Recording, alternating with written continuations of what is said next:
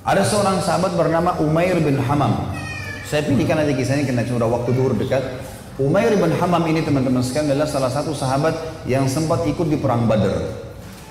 Waktu Nabi sudah atur pasukan, musuh sudah depan mata, ini tinggal pecikan takbir perang nih. Sudah akan saling bunuh-membunuh. Lalu kata Nabi SAW dengan sabda yang masyhur dalam hadis Bukhari, demi Allah, tidak ada seorang pun dari kalian sekarang yang hadir di perang Badar ini, di kancah peperangan ini, terbunuh menghadapi musuh, kecuali pasti masuk surga yang luasnya seluas langit dan bumi. Umair ini, Ibn Humam, kebetulan lagi pegang 2 butir kurma di tangannya. Lalu dia bilang, bakhin, bakhin. Bakhin itu indah sekali ya Rasulullah. Indah sekali. Ulangin ya Rasulullah. Kata Nabi SAW, demi zat yang ubun-ubunku dalam agama, maksudnya demi Allah, tidak ada seorang pun dari kalian di sini yang terbunuh di kancah peperangan sekarang ini, perang Badar, kecuali pasti masuk surga yang luasnya seluas langit dan bumi. Umair mengatakan, bakhin, bakhin, dengan semangat dia.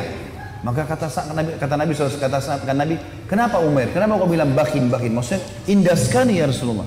Kata Umair, ya Rasulullah, aku tinggal masuk ke medan perang ini, dibunuh oleh mereka orang-orang kafir ini, masuk surga tanpa hisab, seluas langit dan bumi. Kata Nabi SAW, iya. Kata Umair, itulah sebabnya saya mengatakan bakhin ya Rasulullah, saya akan kejar tuh. Baik, Umair ini rupanya dia manggil kurma, dia kunyah nih, sudah mulai pecikan tangan, Allahu Akbar, sudah mau saling nyerang nih. Umair makan dulu kurmanya, ada 2 butir kurma. Waktu dia lagi makan, dia bilang, wahai Umair, sesungguhnya kalau kau habiskan kurmamu ini, masih lama kamu dapat surga. Dibuang sama dia, dia maju berperang sampai terbunuh mati syahid. Lihat heroiknya sahabat ya, bagaimana mereka langsung menyambut apa yang disampaikan Allah dan Rasulnya. Kisah yang unik adalah kisah 2 orang yang bernama anak muda ini, Mu'adz dan adiknya Auf bin Afra. Ini teman-teman, Mu'adz ini umurnya 16 tahun, adiknya Auf namanya, ini umurnya 15 tahun. Ini masih belasan tahun ini. Bandingkan dengan generasi muda Islam sekarang. Azan aja belum tentu ke masjid gitu. Ini teman-teman sekalian ikut di perang Badar. Waktu ikut di perang Badar, Abdurrahman ibn Auf menceritakan kepada kita, mengatakan, waktu saya lagi lihat peperangan sudah akan berkecamuk nih, udah mulai mau berperang musuh, tiba-tiba ada satu orang anak muda 16 tahun namanya Mu'adz berkata kepada saya, kepada Abdurrahman bin Auf, paman, mana Abu Jahal? Kata Abdurrahman, kenapa kau tanya Abu Jahal? Kata Mu'adz, saya dengar dia orang yang paling suka menyakiti Nabi SAW di Mekah. Benar? Kata Abdurrahman, iya benar. Terus untuk apa kau tanya? Saya mau bunuh paman. Ini Abu Jahal ini saya mau bunuh. Kata Abdurrahman, baiklah. Kalau saya lihat nanti, saya akan beritahukan kau dia. Karena ini peperangan orang-orang lagi berkecamuk nih, kita belum tahu. Nanti kalau kelihatan saya lihat. Maka si Mu'adz nunggu di sebelah. Datang adiknya namanya Auf. Tanpa janjian nih, adiknya dia, umurnya 15 tahun. Datang sebelah tanya yang sama, paman, mana namanya Abu Jahal? Kata Abdurrahman, kenapa kau tanya? Saya dengar dia paling suka menyiksa Nabi SAW di Mekah. Benar? Benar. Untuk apa kau tanya? Saya mau bunuh paman. Kata Abdurrahman, baiklah, kalau saya lihat saya akan tunjukkan. Kata Abdurrahman, sementara 2 di kiri kanan saya ini sudah ada gemuruh-gemuruh suara orang sudah mau perang. Tiba-tiba Abu Jahal dari kejauhan kelihatan. Abu Jahal itu dari kepalanya sampai kakinya, kudanya juga sampai kakinya semuanya besi. Yang kelihatan cuma matanya saja. Dia dulu di atas kuda, dikelilingi oleh 10 baris pasukan. Lingkar. Nggak bisa ditembusin. Bayangkan kalau satu orang berdiri, ada orang buat lingkaran, lingkaran pertama, lingkaran kedua, sampai 10 lingkaran. Gimana caranya menembus nih?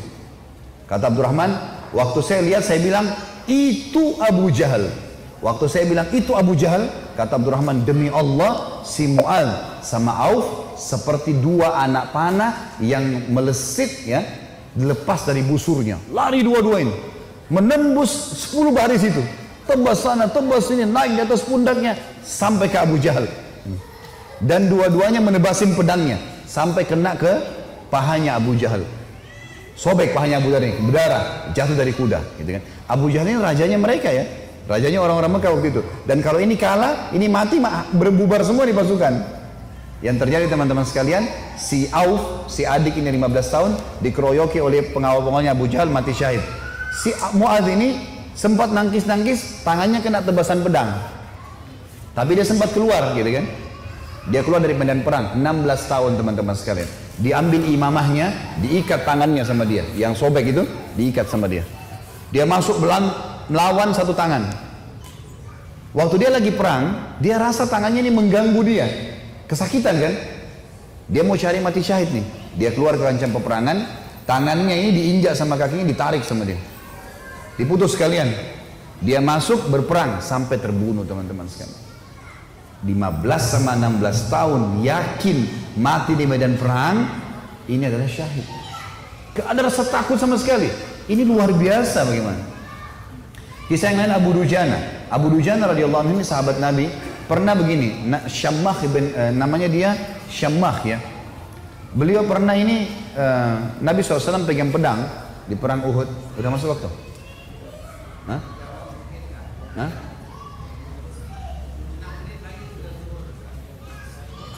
Terus? Maksudnya mau pertanyaan? Butuh tanya jawab atau materi nih? Nah? Kalau saya sih lebih fokus ke materi ya. Lanjut saja ya. Iya, lebih baik kalau antum pulang bawa ilmunya mungkin lebih bermanfaat daripada ada pertanyaan. Insya Allah kalau ada waktu lain, kalau enggak ini. Baiklah, Syammah ibn Harith ini radhiyallahu anhu, beliau pernah teman-teman sekalian Nabi SAW henuskan pedang di perang Uhud, lalu beliau berkata, siapa yang mau memberikan haknya Allah dan Rasulnya di pedang ini? Maka Hamzah berdiri mengatakan saya Rasulullah. Nabi SAW tarik, nggak dikasih sama dia. Kemudian Nabi bilang lagi, siapa yang akan memberikan haknya Allah dan Rasul di pedang ini? Ali bin Abi Thalib berdiri, mau pegang. Nabi SAW tarik.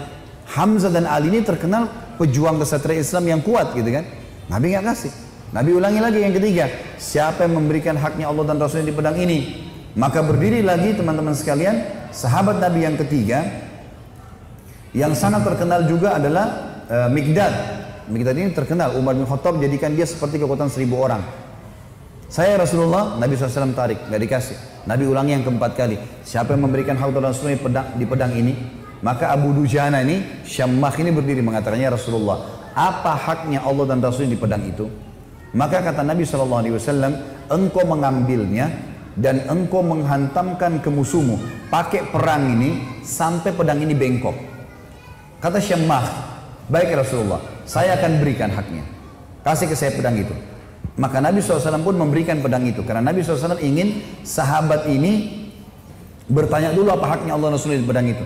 Maka diambil oleh Abu Dujana. Lalu Abu Dujana ini memegang pedangnya, lalu imamanya tadinya warna merah, warna hitam, diganti warna merah sama dia. Zaman itu kalau pakai imamah merah berarti mau mati gitu. Dipakai warna merah sama dia, pedang itu dipakai, dipegang di dadanya sambil dia mengayun-ayunkan pedang itu di hadapan musuh orang Quraisy di perang Uhud ya. Belum perang ini. Lalu Nabi SAW lihat, Nabi mengatakan, sungguh perilakunya Syammah ini dibenci oleh Allah. Tidak disuka sama Allah nih, perilaku sombong. Kecuali di posisi seperti ini. Kecuali di medan perang. Boleh kalian tunjukkan keterampilan kalian depan musuh. Tapi kalau enggak, ya di lainnya Allah marah. Maka Abu Dujana pun akhirnya memegang pedang tersebut teman-teman sekalian. Yang terjadi adalah, ada seorang sahabat namanya Ka'ab radhiyallahu anhu. Ka'ab ini berkata, waktu saya lihat Abu Dujana sudah mulai masuk menyerang musuh, di medan perang, saya penasaran bagaimana Abu Dujana memberikan haknya Allah dan Rasulnya di pedang itu. Saya pun melihat ada satu orang kafir yang sangat kuat menyerang orang-orang Islam, tebas sana, tebas sini, badannya kekar. Maka saya berdoa kepada Allah di kancah peperangan. Ka'ab berdoa, semoga orang kafir ini ketemu dengan Abu Dujana. Ternyata Allah kabulkan doa saya, dia bilang. Tiba-tiba Abu Dujana ini berhadapan sama musuh orang kafir itu. Dan waktu berhadapan, mereka akhirnya duel berdua. Dan saking serunya duelan Abu Dujana dengan orang kafir ini, sampai orang-orang di kancah peperangan berhenti perang. Menyaksikan duelnya mereka. Karena luar biasa. Orang kafir berhenti, orang muslim berhenti. Menyaksikan bagaimana Abu Dujana perang. Sampai akhirnya Abu Dujana ditebas sama orang tersebut dengan pedang dengan sangat kuat, ditangkis sama perisai, sampai perisai itu terbelah dua dan pedangnya orang kafir melengket. Maka Abu Dujana pun akhirnya menebaskan pedang itu ke arah orang kafir, yang sampai membuat orang kafir itu terbelah bagian setengah badannya. Akhirnya matilah orang itu. Maka kata Ka'ab, aku pun akhirnya menghadap ke Abu Dujana dan dia berkata, wahai Ka'ab, bagaimana pendapatmu? Bagaimana yang kau lihat dengan ini? Maka dia pun tersenyum. Artinya Abu Dujana betul-betul mengerjakan apa yang diperintahkan oleh Allah dan Rasulnya. Tentu dalam medan perang cukup banyak kisah-kisah teman-teman sekalian. Juga ada kisah yang sangat unik sebenarnya. Saya disimpulkan, insya Allah 1 menit saja. Ada namanya Hamrat Asad. Waktu para sahabat kalah di perang Uhud, ada 70 sahabat mati syahid. Sisanya, kan sahabat yang pergi perang Uhud itu 700 orang ya. 70 orang mati, jadi sisa 630 orang. 630 orang ini teman-teman sekalian semuanya luka parah. Kita tutup dengan kisah ini ya. Luka parah semuanya. Nabi pun berdarah pipinya, keningnya berdarah SAW, giginya pecah. Pundaknya sempat dihantam oleh Ibnu Qami'ah. Beliau mengatakan saya rasakan sakitnya sebulan. Ini sahabat semua, 630 orang luka semuanya. Dan minimal mereka luka 5 luka di tubuhnya. Di dalam kisah ini dikatakan teman-teman sekalian, pulanglah mereka ke Madinah di perang Uhud. Sedih, sahabat banyak yang kalah. Waktu itu karena awal peperangan menang, pulang ke Madinah. Waktu masuk di Madinah, tiba waktu maghrib. Sahabat-sahabat ini 600 orang banyak tidak bisa ke masjid. Gak bisa. Ada 2 anak muda umur 14 tahun sama 15 tahun. Apa 15 sama 16 tahun. Tapi bukan si Auf tadi, orang lain ini. Ini anak muda ini saking banyaknya luka di badannya sampai ditaruh di atas kuda, lalu diturunkan, dimasukkan di dalam rumah, ibunya tinggal rawat, nggak bisa bergerak apa-apa lagi. Sholat pun dalam kondisi isyarat mata, udah sakit semua nih, gitu kan? Baik, habis sholat subuh teman-teman, turun perintah Allah.